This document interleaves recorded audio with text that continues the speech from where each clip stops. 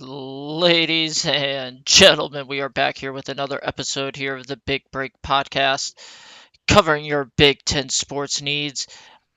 With me today is just Drew and Ethan. How are you guys doing on this fine Sunday morning? Awesome. Ready to Not too talk. bad. Let's do it. Alrighty. Let's dive right into it, guys.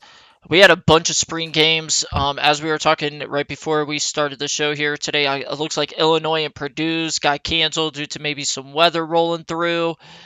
Other than that, though, it was an abysmal weekend, to put it lightly, for our teams that had their spring games. Nobody looked good, if you want to put it that way.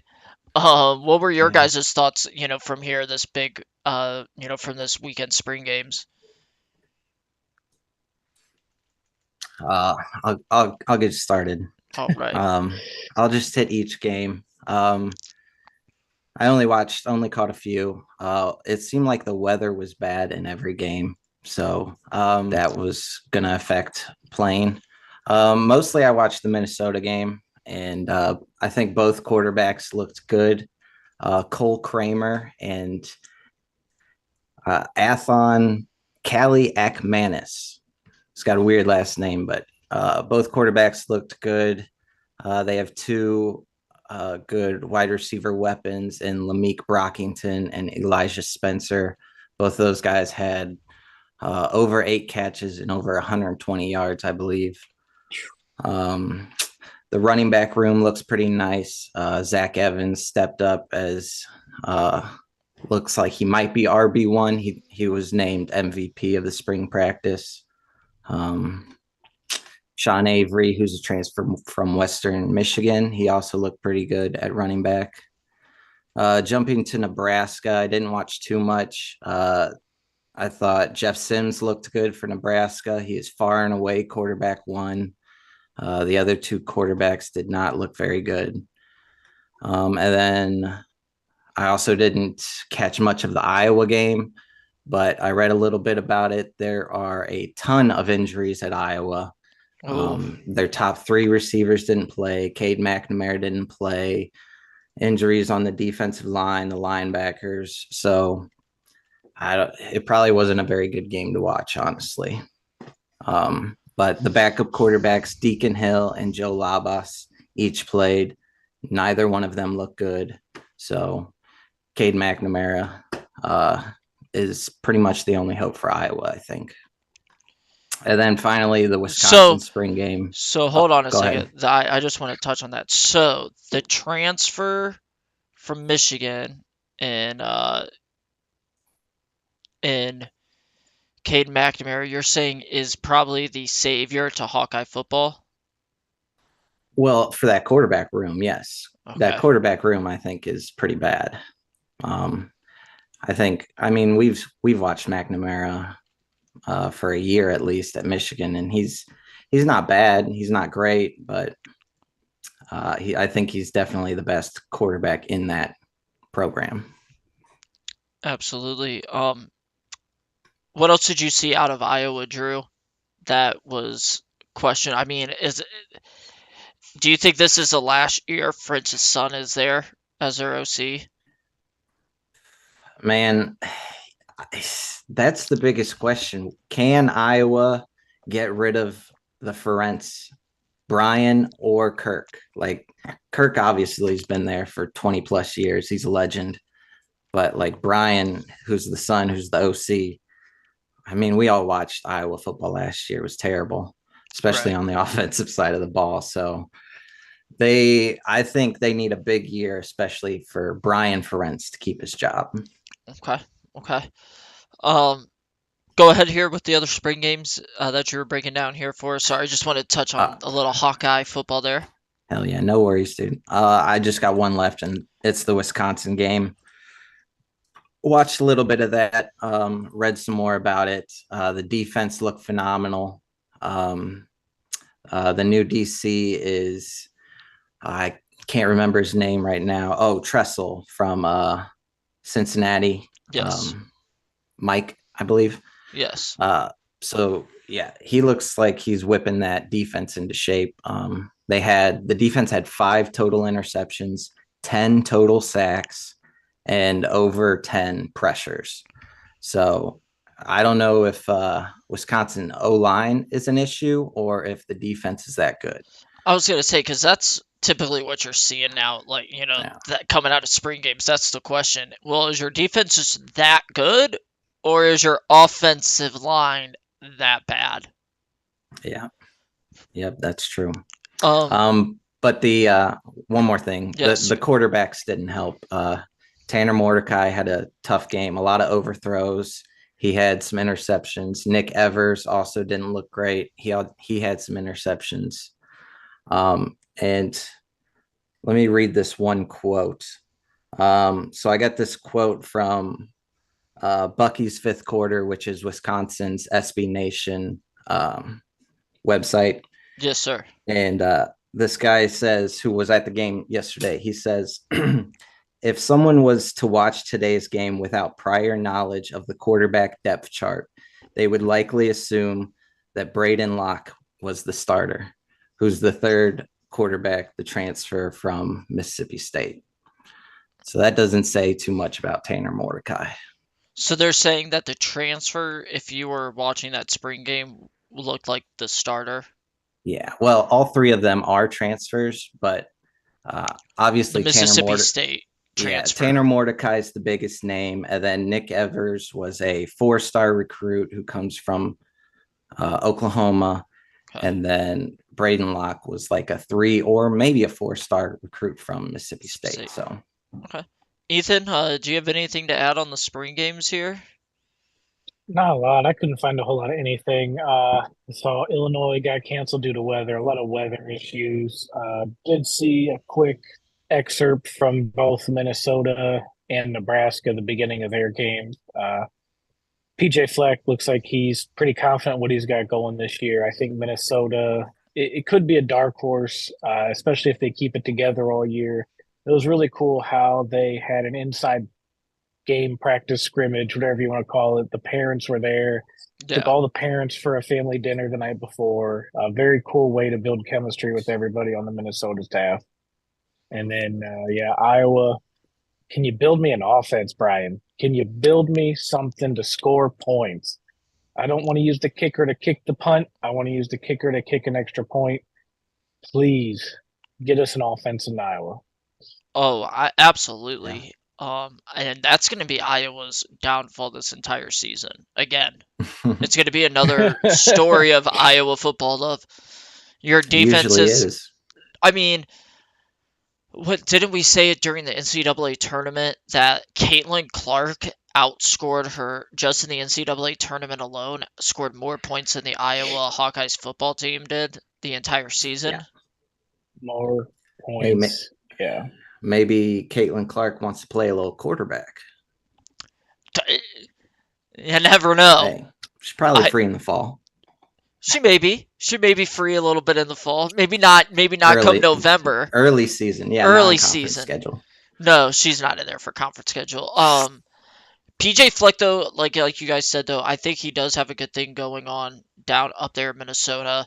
Um, I like Ethan, what you pointed out was I think probably the best thing I've seen out of one of our programs is holding like a family team dinner for everybody. Players, parents, everybody's out there, holding them together. That's a great culture builder. And PJ's definitely gonna get Minnesota back on the right track. I don't know about you guys, but I think that Minnesota could potentially sneak their way into a Big Ten championship the game this year. They do have a favorable schedule. Um, from what we saw, obviously in the spring game against Wisconsin, they have a quarterback issue, and that's never a good issue to have, in college football.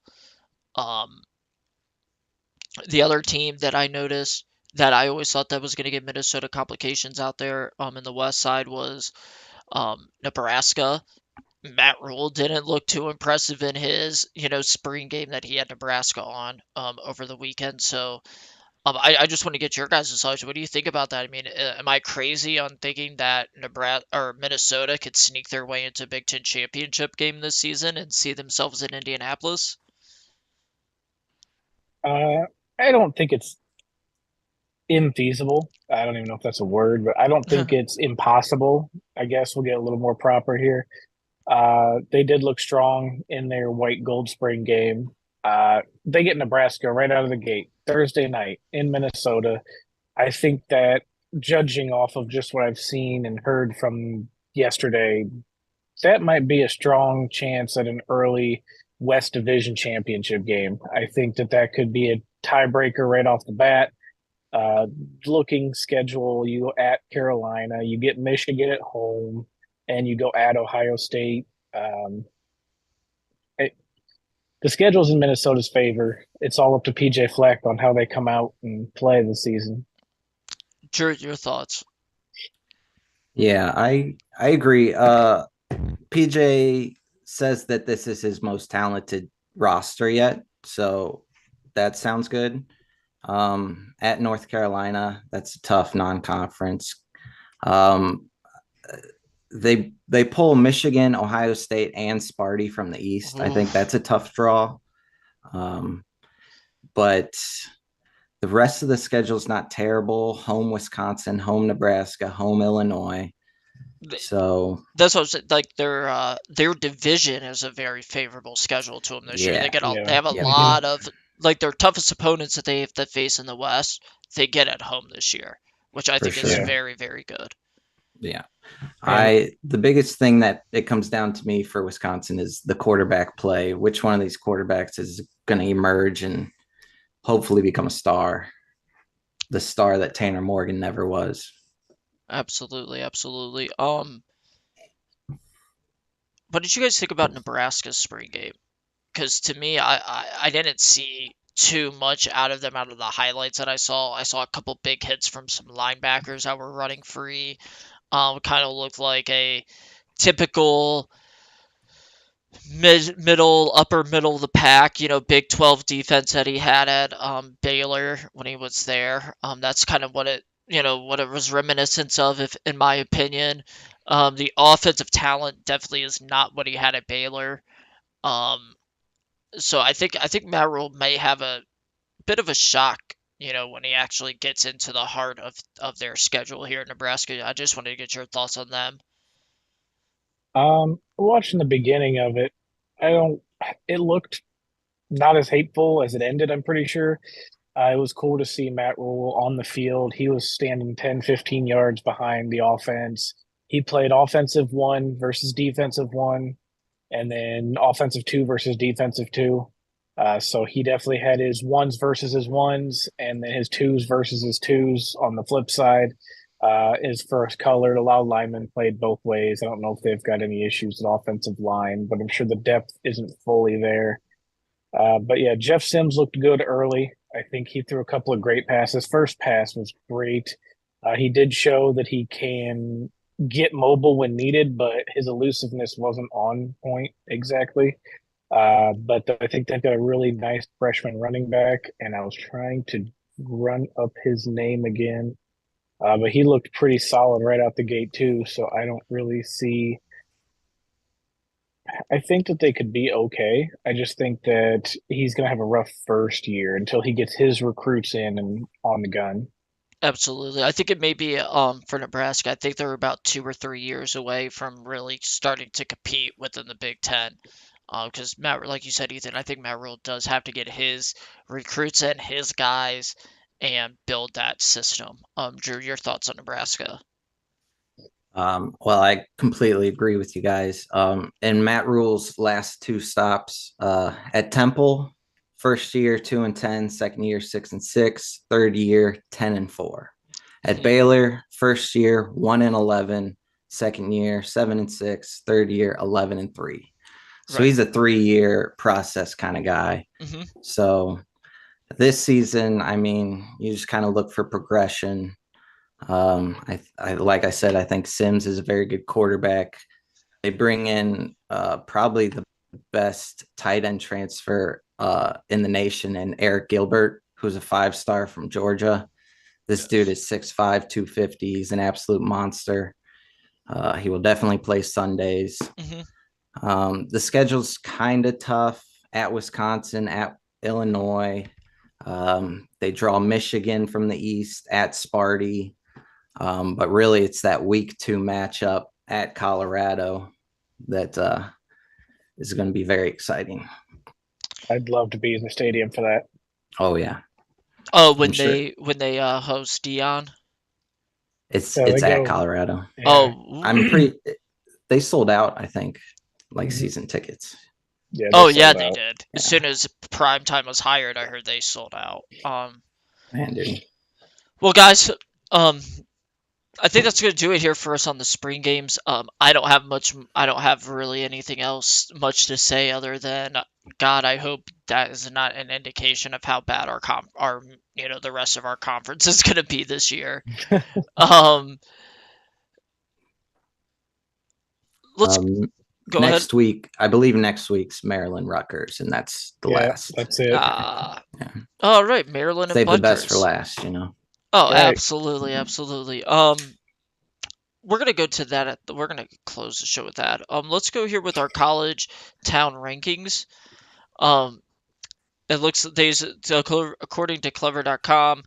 Um, the college towns go.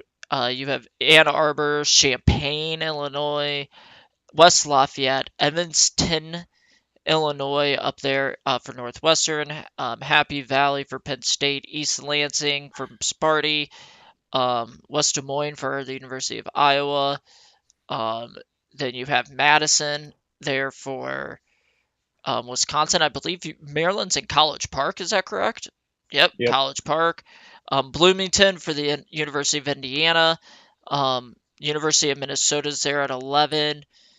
Um, Rutgers is East Rutherford, New Jersey, if Yep. correct. Yes. Yep. And then Yep. Columbus for Ohio State and Lincoln for Nebraska. They only did the 14 teams in the Big Ten, currently, but we will be adding UCLA and USC in there. Um, Honestly, it's kind of hard to go.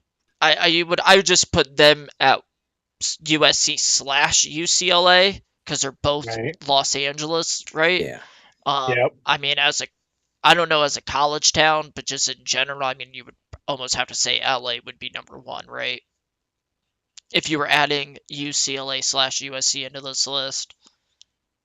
I guess it depends what you're looking for. Yeah. Hey, Go if you're ahead. looking for, yeah, you're good. I would say that's tough. I mean, if you're looking for just the phrase LA and putting them at number one because that's prestige, it's history, it's Los Angeles. I mean, you're one of the biggest cities on the map. Theoretically, they would be at one. I would assume I would put them lower, about 7, 8, just on the fact that yeah, you get the beach and the nice weather, but everything's spread out. And I think looking at some of these on here, I think that some of these places are ranked based off of how spread out the town is. A lot of these Abs- closer knit towns are higher to the top. Okay, Yeah. I it really this list really depends on what you think a college town is and what's correct. important to you in a college town. LA for me is dead last. Ooh, okay. Um, just I'm not a city guy, so I prefer these. I prefer like State College, West Loft, Madison, cities, but like not Columbus, not Minneapolis, not Maryland is right next to Newark, right next to, or not Newark, right next to Baltimore and Washington, D.C. Those are giant metros that are not appealing to me at all. And I don't really see them as college towns. But like I said, it depends on what you look for and what it means to you, I guess. Absolutely. In my ranking, the only thing I do like these a lot. One thing though, like you said, it does depend on what you view as a college town because what was surprising to me was seeing Columbus so low on the list. When literally we've all, the three of us growing up like what an hour north of Columbus. When we go down there, that's all you see. You know what I mean? So like to me, like that was just a little shocking to see Columbus solo when like literally the entire city of Columbus caters to Ohio State. Um, Evanston at number 4. What do you guys? I know we've all been to Evanston. No, Drew. Drew says That no. this a lot of on this list just shook me. Like obviously, whoever made this list thinks completely different than I do. Go ahead. Evanston is beautiful. I love Evanston. It's awesome. Campus is great, but it's basically Chicago. Correct. So unless you enjoy big city living, um, Evanston is number 10 for me. Yeah, I could agree and get behind that. I mean, that campus is absolutely gorgeous. The training field right next to the lake was unreal. We went there for Penn State Northwestern, got to see Saquon Barkley play, and they had Big Ten tailgate on the practice field right next to the lake. Gorgeous. But like Drew Yeah. said, you're essentially right in Chicago. You have to go through the heart of Chicago to get there, depending on where you're coming from. With us coming from Ohio, it was a bit of a pain to drive to get there.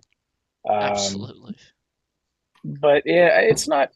4 is a little high, and Ohio State at 13 is a little low. But again, everything down on campus is fantastic. It's a great community area. But you think of Columbus, I get there's all kinds of stuff to do. You don't have to be right on campus. Columbus is so spread out. It's a huge Right. metro. Anywhere on the 270 ring, you're going to have all kinds of activities. You're going to find something to do. You don't have to be directly Exactly. down Yeah. on campus to enjoy yourself. And I only think that's the reason that's so low. But it's not as like I see Nebraska. I would love to visit, but I feel like that's in the middle of nowhere. I feel like that to me, and maybe just whoever read this was like, there's nothing to do around here. There's nothing going on. There's nothing out here. Um, They have a but great yeah, theater out there in Nebraska. They have great theater right here. but most of this is cool. Michigan's a great town. Yeah. Uh, been to Illinois, been to Purdue. I love the Purdue. Definitely where near Ross 8 is. Great area. I've been to Northwestern. Then Indiana. I think Indiana's a little low for my personal liking. I would have them up closer to Iowa at 7, but that's just a personal opinion. Really, Same. Bloomington up there. Yeah, Bloomington, especially on campus, fantastic. Yeah. Yeah. I have Bloomington at number 6, right below Westlaw. Really? Yeah. Like the you like the small town schools? I kind of agree like when you're looking at like college towns, West Lafayette, Bloomington, I would even say East Lansing as well is kind of, a more of a college city. Happy Valley Mhm. really is. Like I've heard like there's nothing in Happy Valley outside of Penn State pretty much. Yeah, that's one place I've never been, but would love to go to. Oh But god, just yeah. doing a little bit of research about it, it looks awesome. Like it's completely the college and then just farmland and country. Uh what do what do you guys think of Ann Arbor Love being it. number 1? Personally, I I mean I've been there multiple times. Uh, it is a pretty good embodiment of what I would picture as number one on here. You've got activities, you've got gorgeous cityscape, you've got hills, backdrop. I mean, I think it's pretty good pick at number one. I mean, I'm sure you could. I've been there most of out of all these places outside of Columbus, so maybe it's biased just on frequency, but I'm not arguing Michigan at number one. Yeah, I agree. Um, I think it's great. I've never been. I don't know if you guys have been, but Wisconsin at number 8 seems weird because I've always heard that Madison is like one of the best college towns in America, and I've heard that for like a decade. So That's what I was gonna say. My Like I say, I've only heard that. My only challenge to Ann Arbor would be Madison, That's fair. and I think I would put unbiasedly would put Madison. No, um, I mean it's a tough one too. It's a tough, definitely a tough one too. But I mean I would like you said though, Drew, and I think the reason I would give the edge to Madison, Wisconsin over Ann Arbor is for like the past 15 years we've heard that Madison is like the best college city in all of America. Hmm. Um, and that like them at sitting at number 8 blows my mind. Right below Iowa. Below, yeah, Are you serious? I Yeah, I don't understand that. It makes no sense to me. I mean, I'm sure it's a nice town, but Yeah, Madison, dude. never been to Iowa, but I'm sure it's nice. But exactly, Madison is Madison. that, and they have one of the they in Madison they do have one of the great traditions of college football jump around. Hmm. That's pretty fun. But like I've always just heard that the city itself is really like none other. You know, they just have like I heard there's great restaurants, great drinks, around around Madison. They have phenomenal just scenery, just and atmosphere. Anything I guess like everything that you would want visiting a town like as an outsider, from my understanding, they have it in Madison.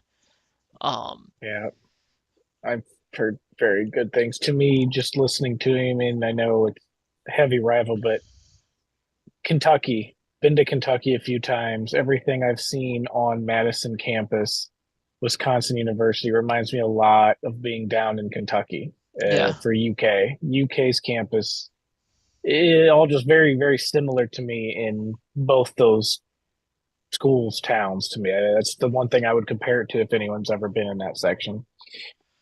absolutely. Any other thoughts? Any other thing that jumped out to you guys on this? I mean, really, Champagne to me at number 2 was kind of shocking. Like I would have, it's either Ann Arbor or Madison, in my opinion. I don't know what they were thinking when they put Champaign, Illinois up there. I don't know. Have you guys been to Uh, Champaign? Yeah, yeah, twice. I've been there. First time was Illinois Penn State, and then we were there for Illinois Virginia this year. We went 2 times I've been there. It's a nice area right around the stadium. I think that's one of my favorite tailgates that I've been to personally. I think they have a whole section of tailgate buses converted. Very, very cool to see, but I don't know about number two. It's eh. I put it more near the middle. Drew, same for you. yeah. I have them at number 5. Um, it's great campus. It's nice. Tailgate's awesome. Um, yeah, it's not a giant city. Yeah, That's true. That's true. Um, it is. It is very similar to Purdue in size and such. So I could see them being next to each other, but they're both pretty high. yeah, I don't like Purdue sitting at number 3, just like I don't really like Northwestern sitting there at 4. Um, I'd go either Ann Arbor, Madison, and then at number 3, I would honestly have to put Penn State and Happy Valley. And then I would go at number 5 or 4, I would have Columbus. And then at 5, I think you almost have to go East Lansing,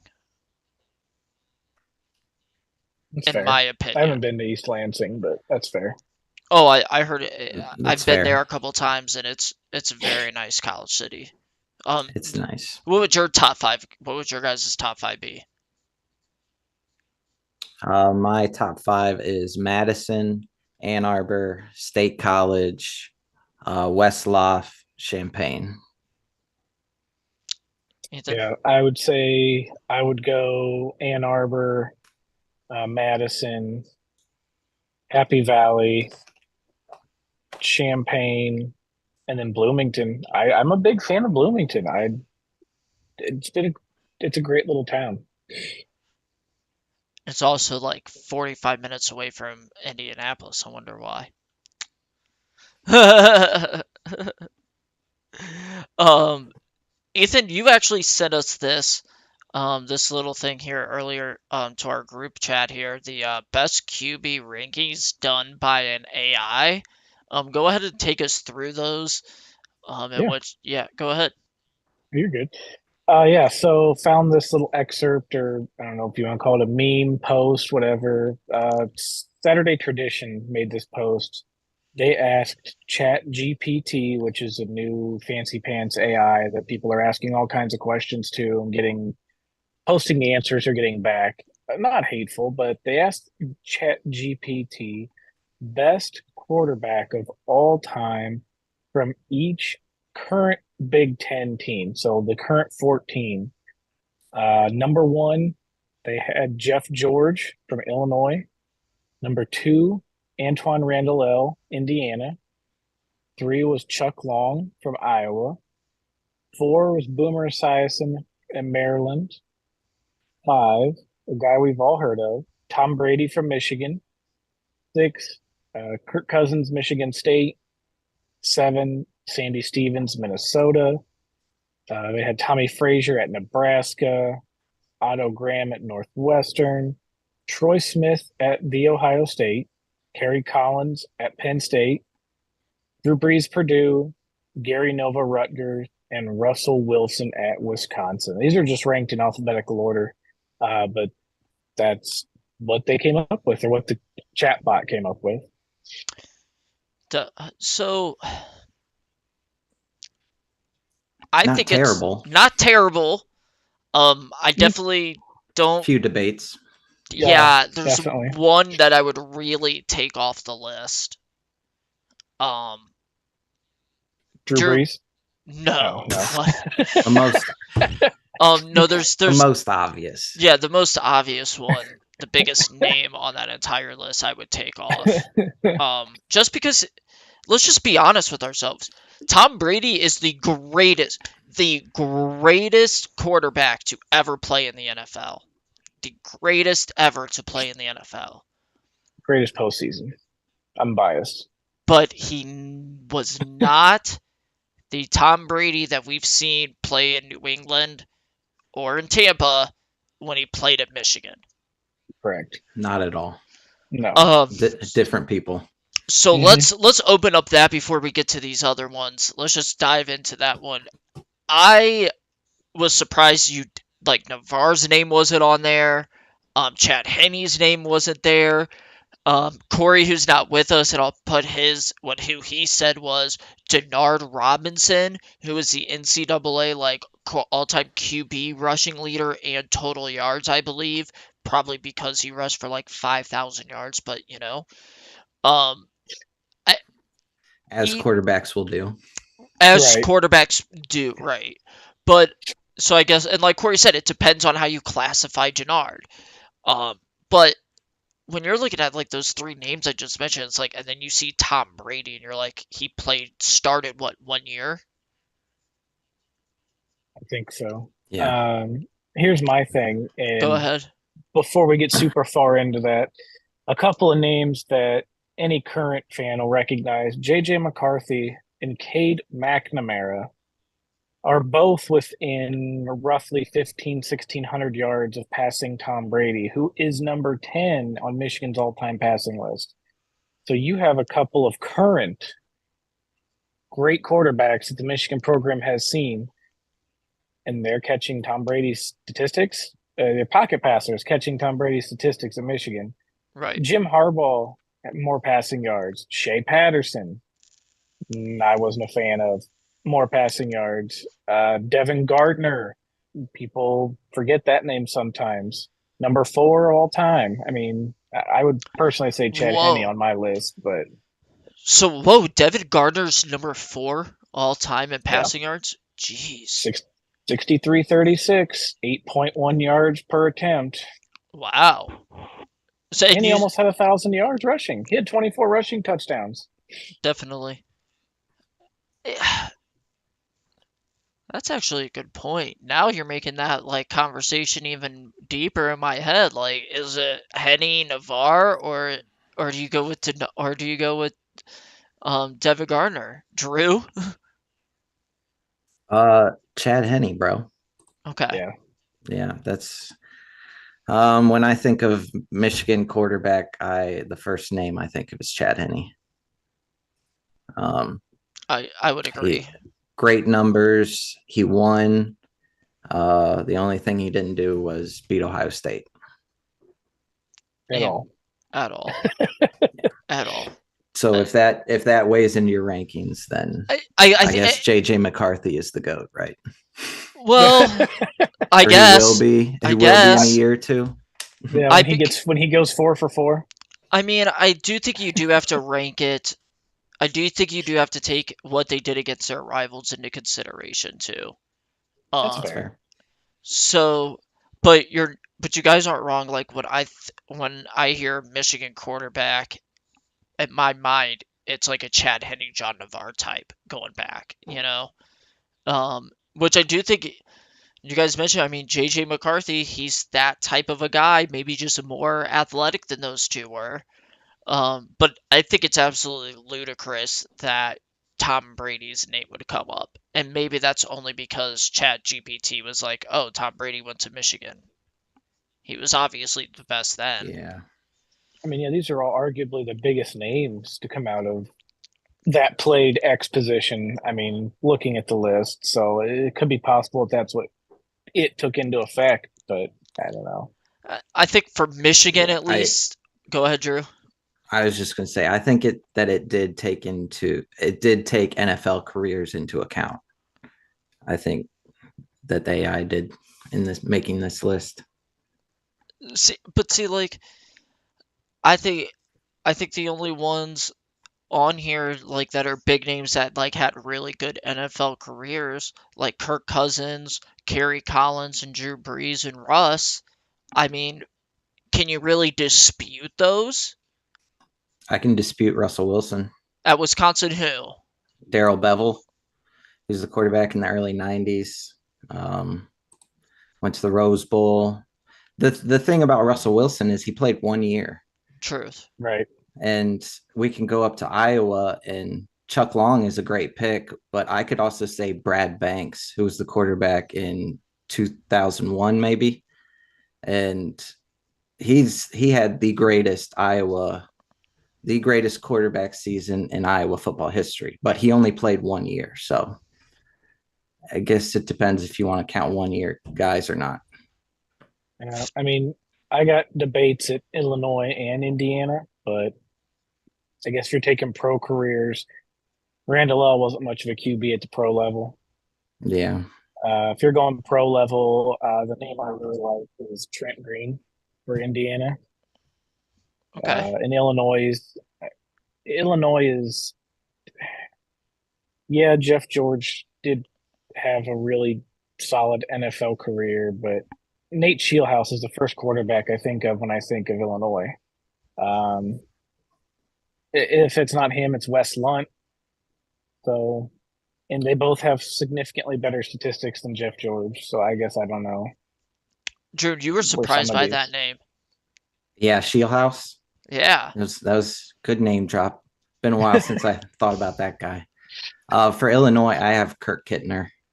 Kirk Kittner. That's fair. Okay. Maybe. He's number two in statistics, at least. I have statistics up over here. So that's a completely valid. Fieldhouse has been gone 10 years this year, by the way, out of the Illinois program. Oh my Seems Wow. like goodness. seems like just yesterday we were talking about him. Mm-hmm. Oh man. Um, Drew, who did you have for Indiana? Did you stick with Antoine Randall? Yes, sir. Yeah, dude, he was. I didn't get to watch much of him while he was there, but you go back and watch highlights, and that dude is just the most fun He was player, electric. not named Michael Vick. Absolutely. He was just too much fun, and Indiana's quarterback history is not very good. So No, That's fair. no, it's not. And I mean, I definitely have Antoine there as well. Michigan State, I thought they nailed it with Kirk Cousins. I can't remember even since I've been alive, a quarterback from Michigan State that pops out more than Kirk Cousins does in my head. No, I think that's fair. Yeah, I think Cousins is a good number one with a shout out to Connor Cook. Connor Cook He won a lot was. of games, won a Big Ten championship, and he broke all of Cousins' records. Yeah. And I think also if you're going, what do you want to call that? Honorable mention, you get Brian Hoyer and Drew Stanton involved, Yeah, Jeff Smoker. Jeff Smoker, Brian Lewerke.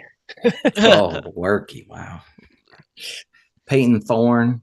Peyton Wait, Thorne. no, no, no, no, No, no, no, no. no, no, He no, only no, no. he what? He's QB1 this year. He needs 2,700 yards to break the record. Yeah, Drew, it's a little That's early doable. for Roger Dorn bobblehead night, don't you think? It's too early for Mel Tucker bobblehead night, dude. Absolutely. God. Come on. Week 1. Oh God. Sandy Stevens at Minnesota, I guess. I'm not too knowledgeable on some great Minnesota Gopher quarterbacks. So I'm gonna trust Chat GPT on that one.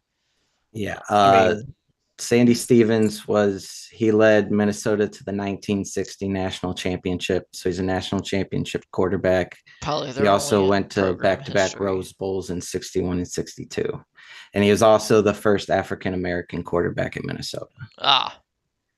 But his numbers aren't impressive because I believe they were running the Veer. yeah. They work like Novocaine, just give it time. Just give it time. Yeah, he had 1,500 passing yards and 888 rushing yards in his career, but W's are everything. And he won a national title, probably their only one in program history, right? 1960. Might have been some before that. They were a powerhouse like 100 years ago. Let's take a look. Claim national titles. Sorry, claim national titles. 04, 34, 35, 36, 1940, 41, and 1960. Seems good. Pre-World War ballers. Yep. And then they have 2 that they don't claim from 1911 and 1915. Yeah. If I was being good.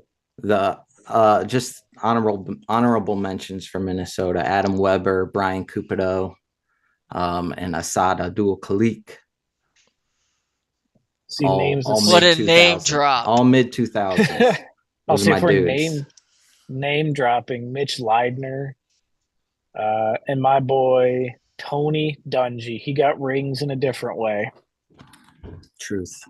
I like it. Okay. Nebraska and Northwestern with Nebraska. Tommy Frazier from Nebraska and Otto Graham from Northwestern. I thought those were spot on. Yeah. Lock it down. Hands down. Northwestern shout out for Brett Bazinet. Okay. Mid 2000s. I don't think you've got much to argue with. Tommy Frazier's ridiculously good at Nebraska. Yeah. No argument to that one. And Otto Graham was an All-American in football and basketball in the same year. I don't know how that works, but where did he play pro ball at? Cleveland Clowns. That's what I thought. I was like, I knew he was a Brown. If you're gonna do honorable mention at Nebraska, Tommy Armstrong, Taylor Martinez. Whoa! And don't put Crouch. Taylor Martinez. Don't disrespect Crouch. Okay, I'll give you Eric Crouch, but don't disrespect these people by putting Taylor Martinez's name in there. He had almost 3,000 rushing yards. And he lost 99% of every game he played. He started for 6 years, dude. I mean, and he only has how many throwing yards? What was his? I gotta go back here. Oh, lost it. Computers. Because this dude definitely was like a 5-year starter for sure. Or Taylor Martinez, 2010 to 2013, your standard 4-year player, 7,200 passing yards, 2,975 rushing. I got 87 total touchdowns, 29 picks. Oh, okay, that's maybe a lot little less bit picks than I would expect. Yeah, I thought he was. They all in probably like came 40. in one season. They all showed up the same year. Right. Um, we actually all kind of debated on this one between the three of us. Ohio State was Troy Smith. I know you guys threw out like Justin Fields, um, Braxton Miller, even. I did Um, love me some Braxton Miller. Braxton Miller was so much fun to watch. If Mm, I were to take a pick personally, JT Barrett would be my pick. really, Not a lot of postseason success, but when he was breaking the records, it was smooth. It was under the radar. It was just chunks, not even chunk plays, just 10 to 15 yards. I mean, consistent. He was so consistent. he was. yeah. He was. But the one the one thing I will say about JT was there was a drop off from his freshman year on. He just did not look. If you go back and watch JT Barrett and you watch him during that 2014 season and then go watch him in 2015, 16, 17, he does not even look like the same type of player. His Um, statistics in 17 were better than any season he played, though, which is outside of his astonishing. quarterback rating. Well, which is astonishing when you really like think about it. Yeah, he had 104 touchdown passes, obviously, but I'm pretty sure he added 43 on the ground. So you throw for 9,400, run for 3,200, 147 total touchdowns, 30 picks. He Yeah, had he's my pick. yeah, that year that Ohio State won the title when he was there but got injured. Um, Yep. he would have he had like something, I think it was like 40, like he had like 54 or 55 total touchdowns that year, and he didn't even play in the Big Ten championship game. Oh, the national title year. Yeah, the national title year, he was up there because he Yeah, finished with like two less than Marcus Mariota, who won the Heisman. he had 45 touchdowns Yeah, that year, 45, 34 sorry, in the yeah. air, and 11 on the ground. He almost ran for 1,000 yards that year. That was his highest rushing year. For real. Drew, your thoughts on the Ohio State QBs before I give my. Oh, we lost you. Okay. Uh, this one's tough, dude. There's so many. Um, I think Smith is a decent choice because of the Heisman. Uh, I have Justin Fields down. Just his 2 seasons were incredible. Um, yeah, I don't know. I guess Troy Smith. I have to say Troy too. Based off of if you're gonna name the best quarterback in the history of your team, doesn't it have to be the guy who played the position who won the Heisman? In my opinion, and when you talk about going against your rival, Troy never lost to Michigan when he started. He won what was considered the greatest game of the game of the century in 2006, 42-39. Um, didn't cap it off with the national title, unfortunately, that year. But when I look at like Braxton Miller, right, and you look at like Justin Fields and some of these other guys, Troy Smith was them before that even was a thing to have as a quarterback.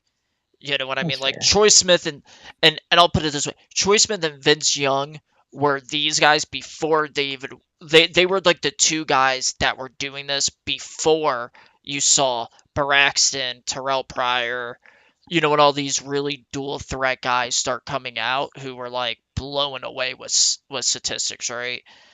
Um, the only other QB and you got and everybody could call me crazy for this. There's only one other QB in Ohio State history I think you put up on that list, and it's Craig Krenzel. He doesn't have the stats. He doesn't make it look pretty, but let He me tell you doesn't. something. He went 14-0 and won a national title. If He you need was, yeah, if go ahead. if you need a game managed, you get Craig Krenzel. That's Correct. exactly what I was going to say. That's Game it. manager. Yeah. And I know But people are if like, well, Cardell Jones won a national title. Okay, Cardell only really started those 3 games and won it, right? Craig was yeah, there the okay, entire season. which and brings me to my counter argument of would you rather have the Heisman with Troy Smith or the championship ring that JT Barrett has?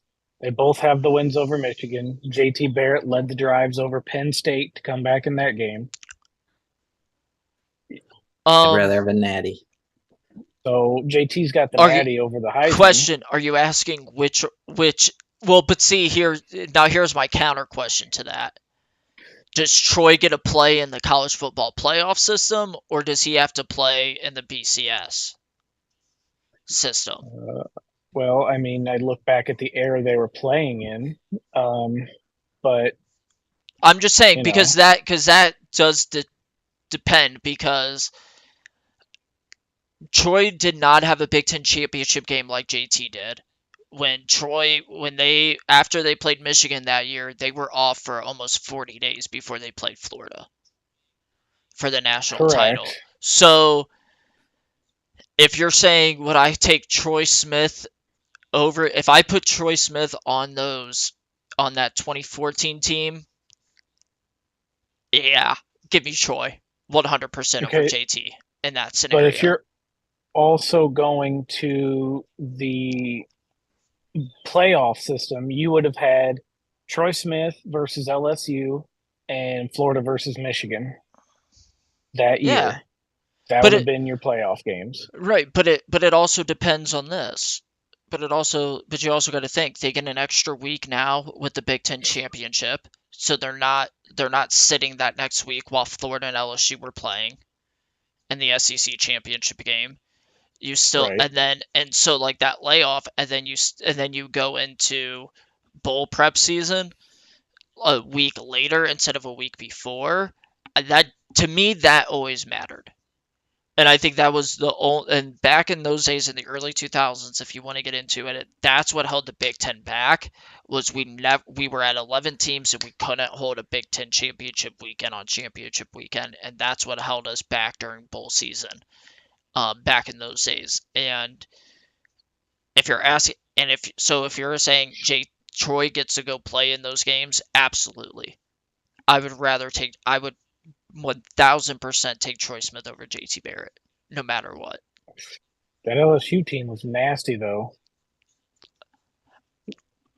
They I were. mean, LaRon Landry, Glenn Dorsey, That Ohio Ricky State Jean team, Francois, Brian Jamarcus Hartline, Jamarcus Russell. College Jamarcus Jamarcus Russell was Russell, not College. okay. college Jamarcus Russell. Okay. I Um, mean, yeah, Dwayne Bowe, Ooh, Craig Davis, Chase Pittman. I don't know. I think that I agree that I think that it would have been a whole different setup if the system was the system back then. But also, if the system was working correctly, you would have had Ohio State, Michigan, and that's a different argument for a different section. oh, well, absolutely, absolutely. Let's move on though. To Penn State. Um, Kerry Collins, I think we could all be agreeing there. I think easy. Hackenberg maybe, but I think Kerry Collins was the epitome of what it meant to be a quarterback at Penn State. You guys aren't Matt McGloin fans. No Daryl Clark lovers back here. Where's the Trace Sean, McSorley shout out? I am not a Trace McSorley fan, but he did number 2. Clifford had 10,000 yards though. Sean Clifford, number 1 passer. Yeah, but Definitely a but pocket is he guy. Kerry Collins though? Is he Kerry Collins? I mean, I'm pretty sure Sean Clifford did in one season what Kerry Collins did in his career. That's a lie. Clifford just got 12 seasons to do Yeah. it. Collins won. Clifford, I don't think. Well, Clifford went to a Big Ten title game, didn't he? Yes, he 18 to did. 22. So yeah, He won the Big Ten championship. Yeah, I think just wins Wins for Kerry definitely. Collins. The next one's the easiest. Purdue was the easiest one I've ever seen in my life. I mean, how do you not pick Drew Brees? Curtis. Oh, Painter. stop it. Yeah. Oh, stop it.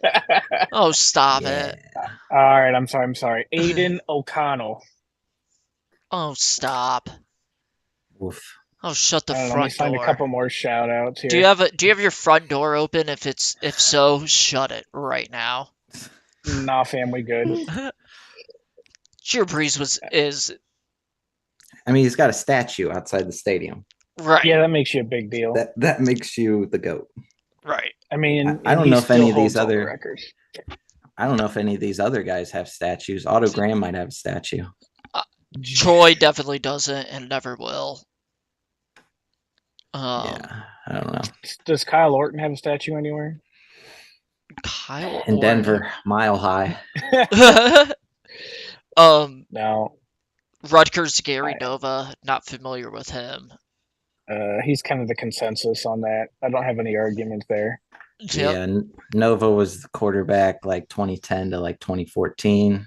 He is the best numbers. The only other quarterback I have here is Mike Teal, who was the quarterback. He was the quarterback when Ray Rice was on the team. And they won like 10 games, but his numbers are not good.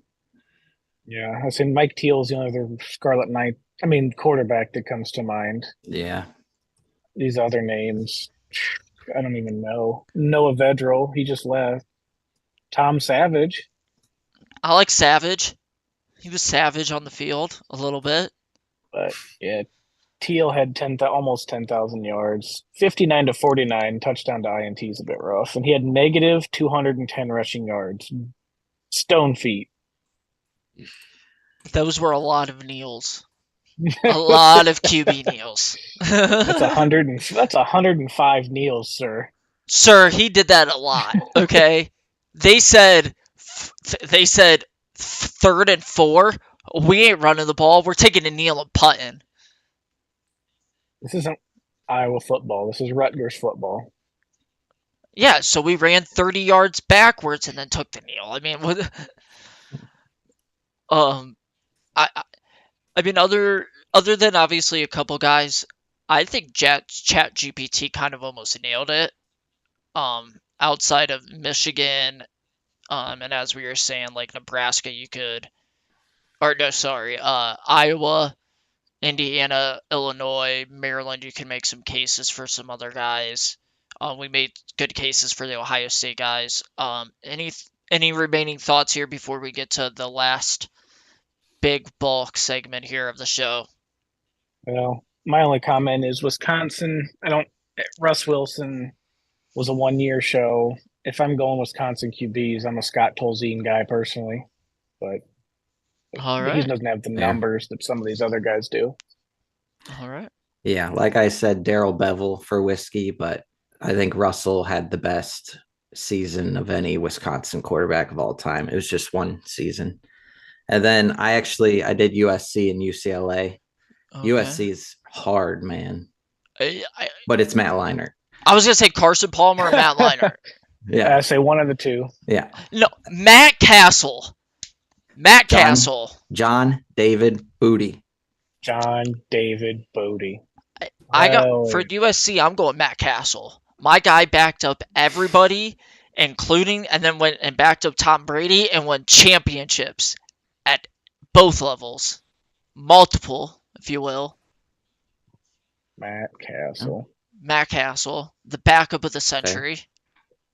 Yeah. I mean, you're taking Matt Leinart over Matt Barkley.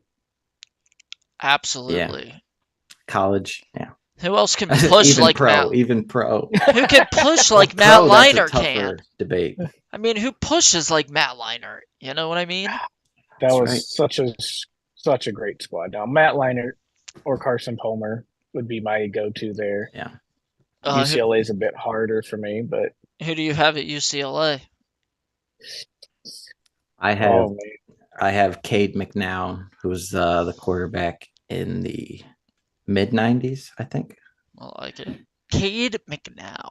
Cade McNown, with a special shout out to the loser, the chosen Rosen, Josh Rosen. Ooh, the chosen Rosen. yeah. Yeah, UCLA is tough. The first name that comes to my mind is Brett Hundley. Fair. Uh, Fair, very and then fair. after that, yeah, DTR.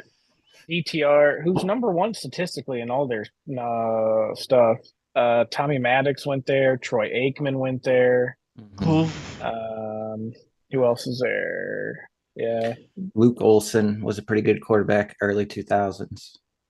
he's on here. Not a whole other names that I know. Wilton Spate. Oh Here's a my. name you haven't heard in a while. Wow. He could be on here for two teams. There's a few of those I've seen on here. I just let him go. Love me some Wilton Spate. And I'm Please pretty take him sure back. this Mark Harmon is the gentleman that is of NCIS QB on here. So just a small little tidbit there. Absolutely. Um, let's get to it.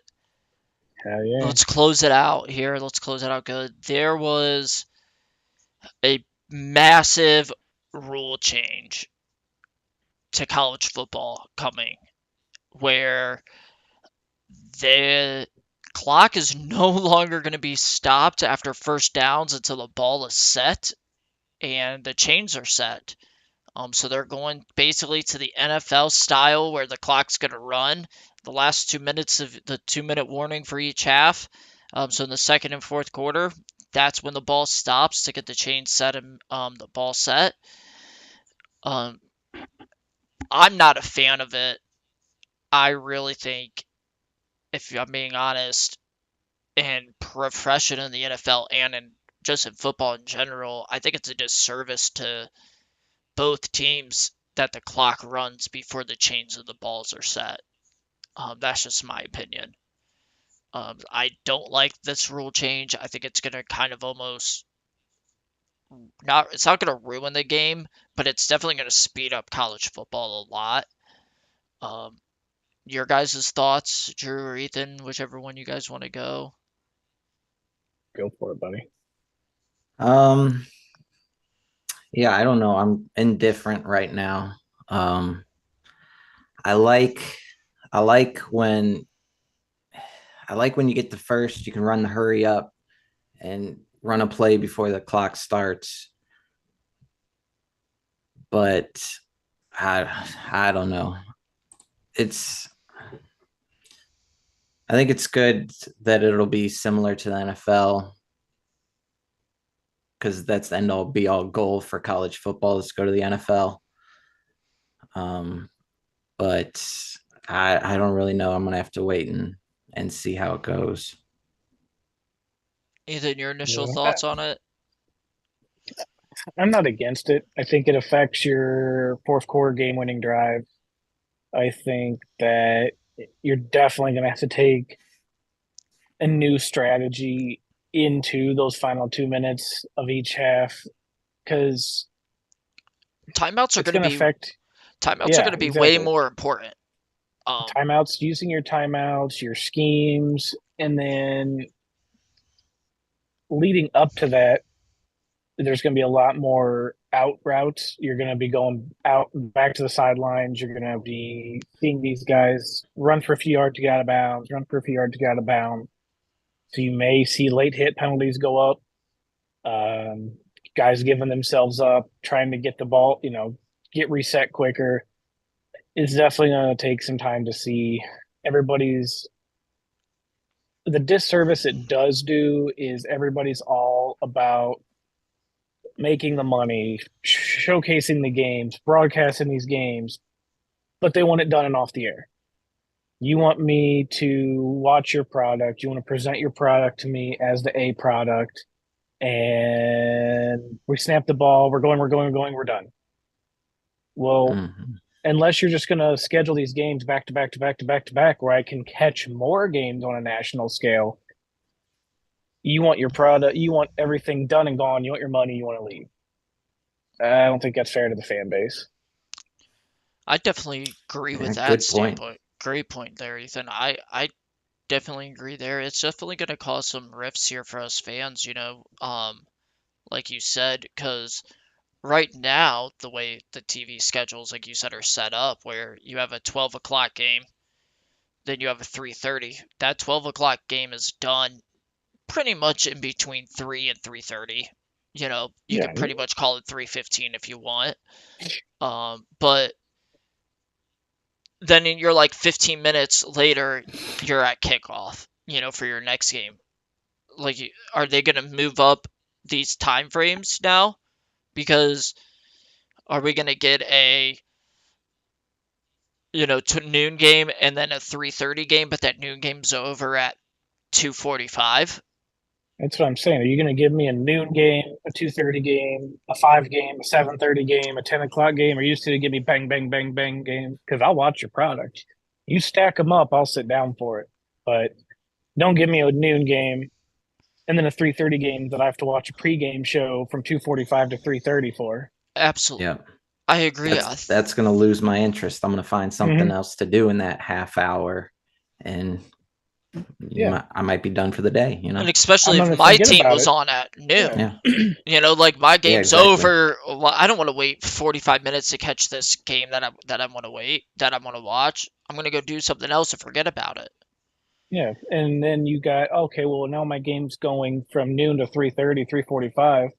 Well, cool. Now you're going to flash me in at the 12-minute mark of the first quarter. I didn't miss a whole lot of anything. It may be a 3-0 game. You may get a 7-0 game, but essentially you're flashing me into the next game. I've missed nothing. Well, what I like too now, what they do is if like the noon or 3:30 game goes over their time, like it's getting to like 4 o'clock, obviously, here on the East Coast, when they're doing that, they even say, hey, we're airing what this game should be right now. This game's over on ESPN2. We're going to bring you live there once our coverage, ends, which is great. But if you're doing that, let's say you do have a game that goes like 6 or 7 overtimes, like we did that one, that LSU, what was it, LSU game that went like 6 or 7 overtimes. Let's say that happens. You've now just missed you're catching the halftime show of that next game almost, Yeah, but if I'm wrapped up in Illinois and Penn State going to 6 overtimes, I'm going to be way more into that than even if my team's playing the follow-up game. Well, you're not wrong, but what I'm saying though is like, to your point though, with like this, like scheduling the TVs, at least that 6 or 7 overtime game, you would be catching maybe the second quarter. Maybe you only miss a quarter of the game of your team's game, right? Instead of now you miss an entire half because, of this rule change. The one thing that I was talking to Drew about before was coaches are no longer gonna think like right now in college football, a coach has 2 timeouts, in the fourth quarter. In his mind, he has 3. Because every time he gets a first down, that clock is stopping, So I think a lot is going to change in a lot of these coaching mindsets of, do we take a timeout here or do I save it because I may need a timeout on our final drive and then a timeout to call before we kick, a 40-yard game-winning field goal. Also, I think it's going to change our game to where, like, you even see now in college football, teams aren't afraid to run the ball, with 4 or 5 minutes left to go on the clock, right? I think you're going to start seeing that isn't going to happen as much. You're really going to have a pro style, more or less pass-heavy offense to survive with these new rules, because if you don't, you're not going to be able to move the ball in time to score.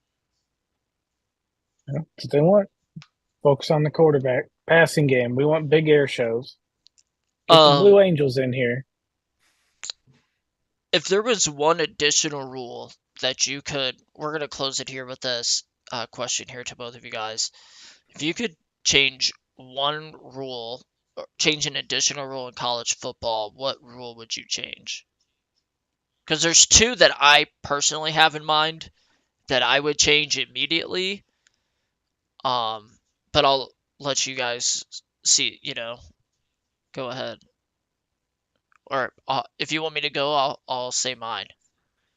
I feel like this is going to be pretty unanimous, and I'll be the one to start the controversy. Targeting. That was one of Get mine. I was thinking about that.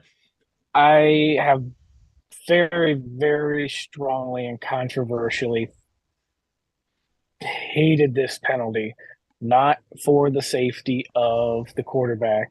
And I know hate is a strong word, and I don't ever want to see anyone get injured on the field and lose their career, their scholarship, their NFL bid. But they have made it so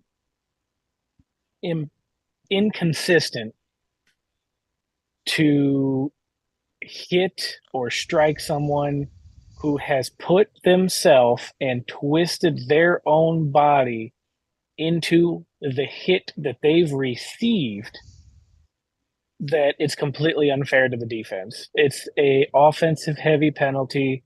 The defense gets no benefit. The defense has to change your fundamentals, your tackling, your body movements, all Everything. because the running back wants to lower his head, all because the quarterback got brave. No, I cannot stand targeting. I agree. If I'm bringing a stretcher out for the quarterback, for the running back, for the receiver, the tight end, the safety, Whoever. whoever's down on the ground, that's 15 yards, ejection, bye-bye, vicious hit. But bro, so many targeting penalties are absolute trash. Well, and then ones that like you're like, well, that has to be targeting, like we saw in the Georgia Ohio State game on Marv Harrison Jr. I don't know like what your guys' thoughts were, just like speaking about targeting on that play in general, but like I was at a watch party for that game, and everybody in the restaurant that we were at, venue was just like, that's targeting. And then it comes back and they say it's not. So it's like you said, Ethan, it's one of the most inconsistent penalties that is called in college football. The one thing I wish they would change with targeting is the automatic ejection. Just give them 15 yards. It depends on the hit. I am good with the ejection. I agree. Like you said, like if there's like a stretcher or something involved, where the player really gets injured or knocked out, you got to like kind the of hit at the end of the what was that? The Michigan TCU game, the helmet in the back. Oh yeah, targeting. Get him out. Yeah, unnecessary. That was unnecessary. Yeah, 100%. Drew, your thoughts on that? It's or what targeting. Rule? It's well, first off, it'd be targeting as well. Targeting is just, it's so hard to call. Just like pass interference, like there's the spectrum on it is too wide.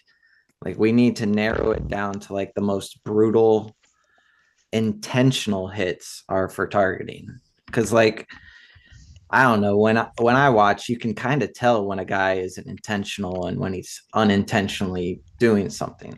Like he accidentally drops his head. I feel bad for all these defensive players, all these defensive backs, because like they have to learn how to tackle like every other year, because rule changes just keep coming and coming, and it's so inconsistent. Like it's got to be a tough job being a ref, obviously, but I don't know. It's really a hard topic to figure out. There's only one other rule I would change in all of football.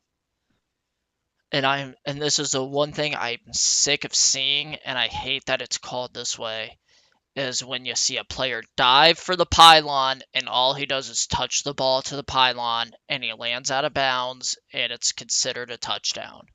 In my opinion, it should be you need to cross the line with the ball.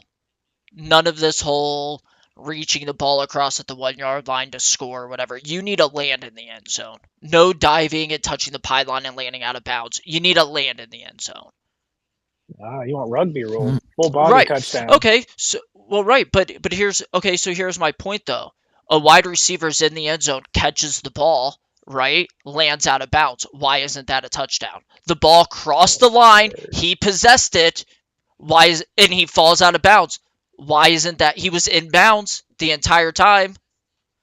Why is it a touchdown if the guy, if he dives, touches the inside of the pylon, but his entire body's out of bounds? Why is that a touchdown? The catch rule is another one of mine that I don't even really want to get into. NSFW type stuff, dude. The catch rule's broken. I agree with you what you're saying, and I fully am on board with it, but the catch rule needs fixed. Probably worse than targeting, because nobody knows what a catch is, and no two people think catching's alike. Nobody knows what a catch is. Nobody knows what targeting is. Nobody knows what pass interference is. Yeah, it's The great. game It's is a good broken. game. The game Yep. is broken. What's Game a needs catch? fixed. Well, he caught the ball. He made a football move. Well, is it catching the ball a football move? He struck to the me- Heisman pose. Oh yeah, if you're considering it a football move, I only have to have 1 foot down to be considered a catch in college by rule. not Clear not a foot. possession. It's not a foot in college. It's a foot or a body part in bounds. So it could be Correct, your but hand, knee, whatever. elbow, any Yeah. one of your all fours has to be connecting in bounds. But if your knee's down, you're down. It doesn't matter. So on a catch, and I always think about the Ohio State Clemson game. Garrett Wilson. And to everybody that's listening, watching, I am not an Ohio State heavy fan living in the Buckeye State, so I don't want to think that I'm being biased here. But that was a very controversial call, and it was wrong. I think if I'm catching the ball and I get my second foot down with progression, the catch is completed. You're talking. I'm talking about the Clemson hit. You're talking about when Benjamin Victor stripped him and ran it back for a touchdown. The one that was overturned fumble. Yeah. Okay. Yeah. I don't know. The catch rule's broken. The end zone is a whole different story. Yeah, I have to have a foot down. I have to have possession, but I can't let the ground force the ball to break up. But as soon as the running back hits the end zone and he falls on his head and throws the ball wherever, it's a touchdown. How's the run completed then? So it's a whole different monster. Drew, your thoughts on that before we get out of here? No thoughts. No thoughts. Drew's thought it out. All right, guys, I'm gonna leave you all here with this. Another Dierte quote. We say Dierte on the show because it ain't dirt, it's Dierte. Am I right? Add a little class to it. Yeah, we added a little class. So the Joe Dierte, life's a garden, dig it, fellas. Dig it. Life's a garden, dig it. We are out here. We'll catch you guys. Actually, before we go, major announcement. We will be having our draft preview of all the Big Ten athletes that were invited to the draft. We are going to be doing that Wednesday night, the night before the draft, so don't miss that. Please come in.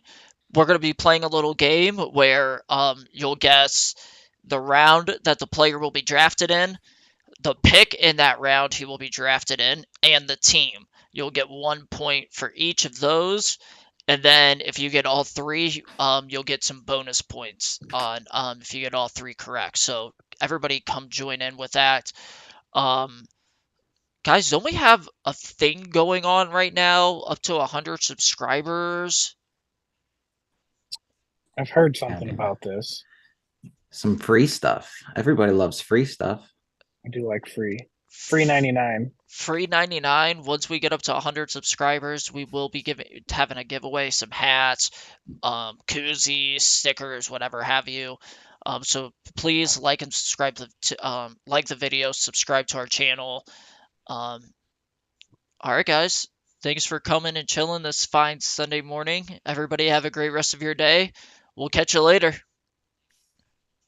Adios.